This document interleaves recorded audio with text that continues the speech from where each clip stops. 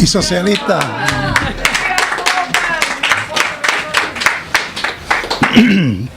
First of all, I want to thank our comrade, brothers and sisters of the world, worker worlds, for this opportunity to speak to you this night. I was called at the last moment, so I apologize if I have nothing prepared for tonight. And I apologize for my English; it's not very good, so I hope you will be kind with me and for that.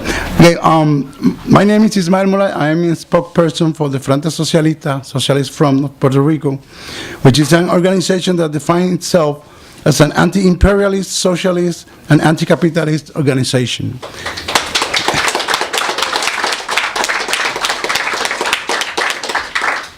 In solidarity with other organizations that fight capitalism and oppression around the world, we respect all means of struggle that the oppressed choose to fight the oppressor. My presence here is to speak before the Decolonization Committee, the Special Committee of the 24 in the United Nations next Monday at 9 a.m. Puerto Rico is a nation invaded and occupied by the United States since 1898. Since that, the government of the United States has dedicated all its efforts to destroy the nationality of Puerto Rico. They have destroyed all agriculture, they have taken all best lands, they have destroyed all the national industries, and they have practiced population clearance. They have tried to replace the population in Puerto Rico. In fact, as a matter of fact, there are more than 3 million Puerto Ricans living in the United States, most of them in New York, as part of that policy to try to take out most of the population and replace the population in our country. That's why there are so many Puerto Ricans living in the United States. We dedicate all efforts to fight the colonial government in Puerto Rico and for the independence of Puerto Rico. We ask for everybody to support our struggle and the solidarity of the world because we are facing the destruction of a nationality.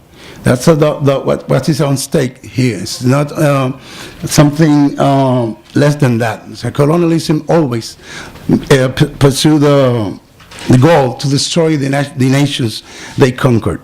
And that's part of the policy that the United States have been implemented in our land. For example, they have prohibited the Spanish. When they invaded in 1888, the first thing they do was to prohibit the Spanish language. But Puerto Ricans struggle and resist. And even today, most of Puerto Ricans do not speak English, or at least those who know English don't want to speak English. And we have a tradition, and that's what I have to apologize to you, because the tradition in Puerto Rico is when we try to not to speak English, and we have no other choice to speak. We speak mostly of the time a very awful English, but it's not. Don't take it as a disrespect for the English language. It's more like, it's a sign for us of the resistance of our country. And I'm very faithful to that tradition, as you see. But to finish my short presentation, we asked for you, if it's possible, to all of you who could come to the United Nations Monday at 9 a.m. There will be 2 rallies at that hour. One in support of Oscar Lopez Rivera, which is the oldest political prisoner in the United States, and his only crime was to fight for the independence of Puerto Rico. He hasn't been involved in any violent act.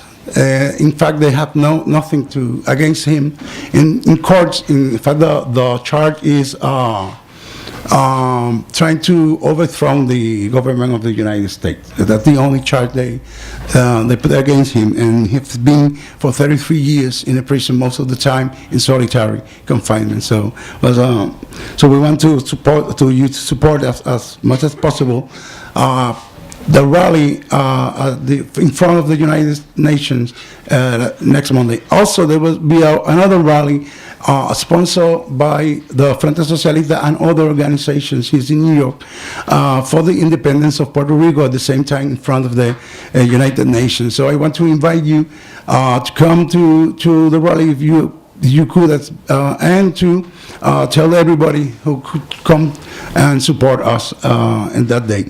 So that's the only thing I could say in 5 minutes. So thank you once again for your invitation and your solidarity. Thank you to all comrades, brothers and sisters. Thank you.